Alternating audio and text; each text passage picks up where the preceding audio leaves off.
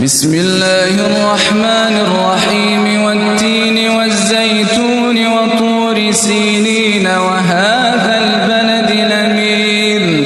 لقد خلقنا الإنسان في أحسن تقويم ثم رددناه أسفل سافلين إلا الذين آمنوا وعملوا الصالحات فلهم أجر غير ممنون فما يكذبك بعد بالدين أليس الله بأحكم الحاكمين